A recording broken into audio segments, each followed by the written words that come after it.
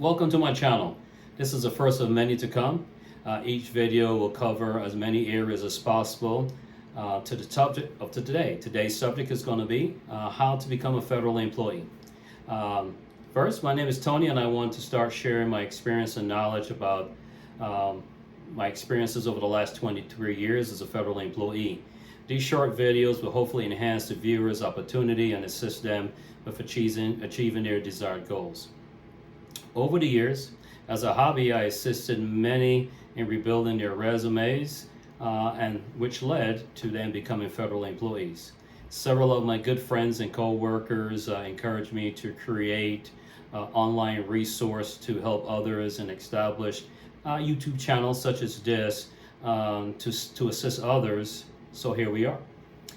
Quick disclaimer, I am not an HR specialist, nor am I a lawyer. The information comes basically from my basic experience and knowledge over the years. Don't forget to like, share, and subscribe to receive notification when I post new videos every week. Without further delay, let's get into it. For many years, people have asked one significant question. Why haven't I received some type of interview process or notification that my resume was even reviewed? The answer is simple. Did you have the right information? Did you have a resume? Keep in mind, you're going to need a resume. We'll get a little bit more into the specifics as a resume. Those that are seeking assistance with rebuilding their resume to that format, my website is in the description below. Just reach out to me and I'll help you wherever I can. You also need to create a USAJOBS.gov account. And that account basically provides you with all the federal agencies that are putting positions out there looking to hire people. So what is a resume? The federal government has established a format that they would like to utilize that covers specific categories. In traditional sense, it's a little bit different than your civilian or private sector resume, which is relatively short. Or it's bulletized because you have an actual person that's scrubbing those resumes, trying to find a quick, fast way to identify the person that they are seeking. The federal government is a little bit different. The descriptions are generally longer. It provides more specifics to the duties and responsibilities that they will hold. And keep in mind, there's a computer that's scrubbing this resume, not a person. There are keywords that's embedded within these resumes that the hiring official has placed into the hiring action that is naked or embedded to the eye of the applicant. So unless those keywords are embedded in the resume, 9 out of 10 you will not even get a hit. So once your resume is completed, you will upload your resume to USAJOBS.gov. You will update your profile, which provides you with your demographics, your contact information, so that way they know how to reach out to you when the time comes. There is a portion in there that talks to making the resume searchable. Don't forget to click this button. This usually lasts about 1 year. You can review your resume, you can update your resume, upload it as many times as you like.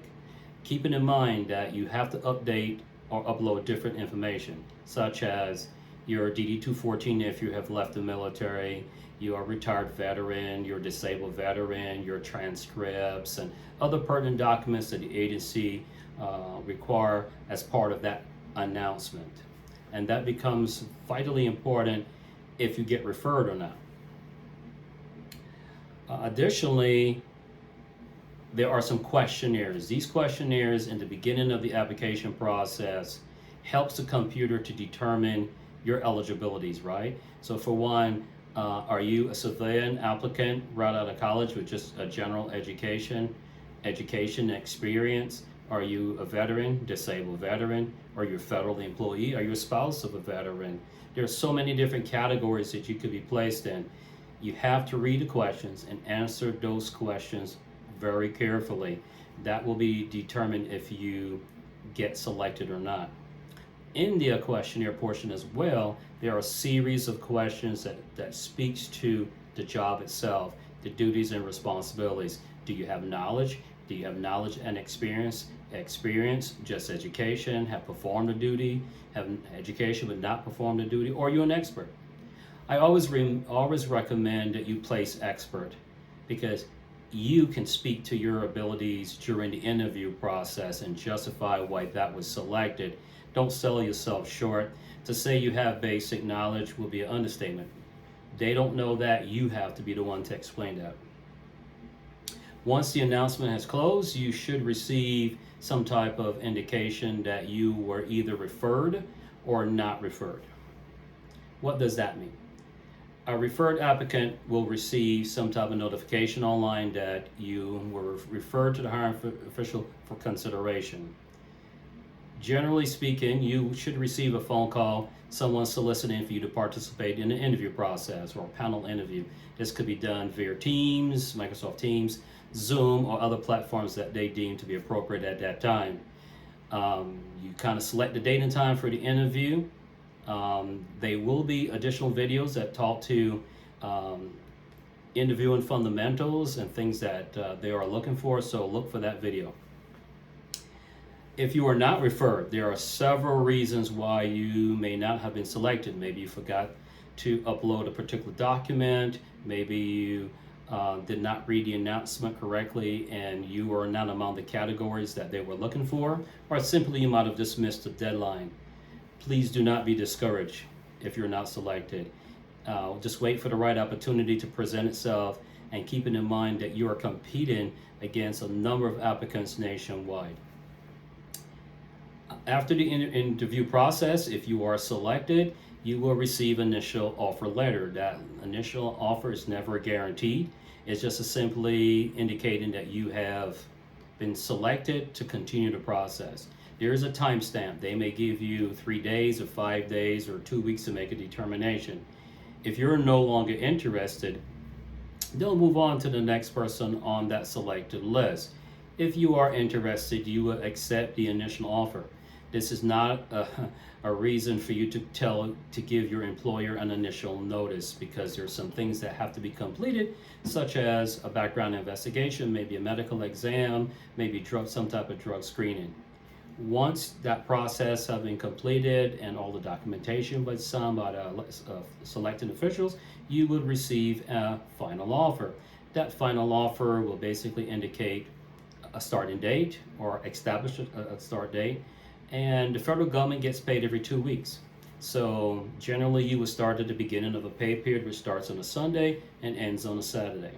There have been occasions where you will start in the middle of a pay period, but generally that is not recommended. There's too much involved to get that accomplished. So you usually establish a pay period or so before you start. It also gives you an opportunity to kind of finalize any projects that you have with your last agency and finalize the process with them and give them a kind of note,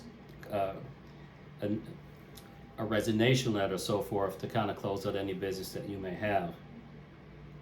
Once that final offer has been established, they'll refer you to some type of onboarding process where you go online on USAJOBS.gov and you kind of fill out your W-4 and your I-9 and other pertinent documentation to help the process when you start on the first day. If you have any questions pertaining to today's video, please post them in the comments. I will try to answer as many of them as I possibly can. I'm trying to make this video under 10 minutes so I don't bore you to death. If there are additional videos that you are interested as I push this series out, please don't hesitate to also put that in the comment.